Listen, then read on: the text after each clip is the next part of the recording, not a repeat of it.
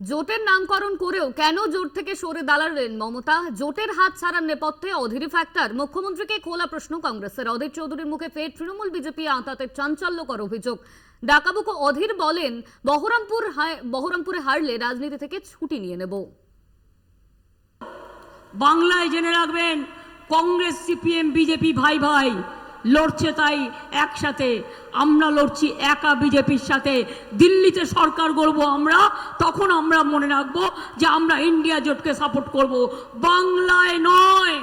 19-এর লোকসভা নির্বাচনে বামেদের সঙ্গে কংগ্রেসের জোট না হলেও এবারের লোকসভা নির্বাচনে বেশ কিছু আসনে সমঝোতা হয়েছে। ইতিমধ্যে শেষ হয়েছে প্রথম দফার ভোট, কিন্তু জোট থেকে কেন সরে গেলেন মুখ্যমন্ত্রী মমতা বন্দ্যোপাধ্যায়?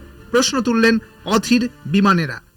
ইন্ডিয়া জোটের নামকরণ আপনি করেছিলেন বলে গর্ববোধ করে সংবাদ মাধ্যমের সামনে এসে বললেন যে আমার পছন্দ অনুযায়ী ইন্ডিয়া জোটের নাম হলো। সেই ইন্ডিয়া জোট থেকে হঠাৎ আপনি পাল্টিবাজি করলেন কেন? আপনি কেন পাল্টি কুমারী হলেন আমাদের জানতে ইচ্ছা করছে। কি এমন ঘটনা ঘটলো, কি এমন বাধ্যবাধকতা তৈরি হলো, কোথায় আপনি ভয় পেলেন, আতঙ্কিত হলেন? মুখ্যমন্ত্রীর একের পর এক মন্তব্যে কংগ্রেসের সঙ্গে তৃণমূলের সম্পর্ক প্রশ্নচিহ্নের মুখে। অধীর চৌধুরীর সঙ্গে মমতার মতের অমিলও নেহাত নতুন কিছু নয়। তবে কি জোট ছাড়ার নেপথ্যে অধীরই ফ্যাক্টর? যদি তাই হয় তাহলে জোট তৈরির আগেই কেন জানালেন না মমতা বন্দ্যোপাধ্যায়? প্রশ্ন অধীরের। যখন ইন্ডিয়া জোট তৈরি হয় তখন কি আমার সঙ্গে মমতা ব্যানার্জির রাজনৈতিক বিরোধিতা ছিল না? আদর্শগত বিরোধিতা ছিল না? সন্ত্রাস বিরুদ্ধে লড়াই ছিল না? মমতা ব্যানার্জির প্রতি আমার সমালোচনা কি ছিল না? তাই সেদিন কেন ইন্ডিয়া জোট গড়বার সময় মমতা ব্যানার্জি শর্ত রাখলো না যে অধীর চৌধুরী থাকলে আমি ইন্ডিয়া জোটে যাব না? অধীর চৌধুরী আছে তাই বাধ্য হয়ে আমি ইন্ডিয়া জোট ছাড়লাম। তৃণমূলের সঙ্গে বিজেপির আঁতাত নিয়ে বরাবরই কংগ্রেসের দাবি স্পষ্ট। এমনকি ডায়মন্ড হারবারে অভিষেককে জেতাতেও বিজেপি তৃণমূলের সমঝোতা হয়েছে বলে দাবি অধীরের। যখন কংগ্রেস এবং বামের এই আসন সমঝোতা নির্বাচনী জোট এ বাংলায় ভালো ফলাফল করতে পারলে তাসের ঘরের মতন গোটা তৃণমূল দল ভেঙে পড়বে, আপনি মিলিয়ে নেবেন আমার কথা।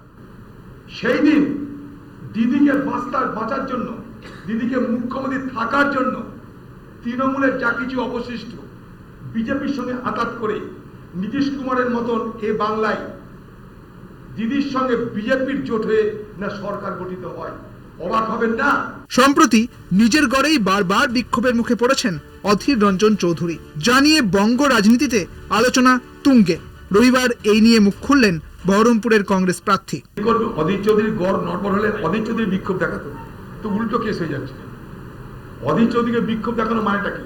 অধীর চৌধুরী গড়টা শক্তিশালী হচ্ছে তাই নড়বড় করার চেষ্টা করেছে, কিন্তু পারবে না, ইমপ্রেগনেবল। তবে কি অধীর গড়েই কংগ্রেসের ভিত নড়বড়ে? প্রশ্ন রাজনৈতিক মহলের।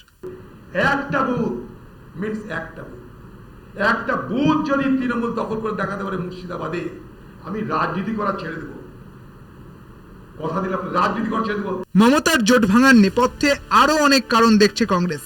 কোচবিহারের মতো জায়গায় বাম কংগ্রেসের আসন সমঝোতা হতেও হয়নি।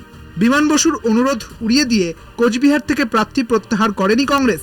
সেই ফাটলটাকে আরো চওড়া করতে গাঢ় হয়েছে তৃণমূল বিজেপি আঁতাত। 42টি আসনেই যদি জয় পায় তৃণমূল, তাহলে তাতে আখেরে লাভ হবে বিজেপিরই, দাবি কংগ্রেসের। কলকাতা টিভি।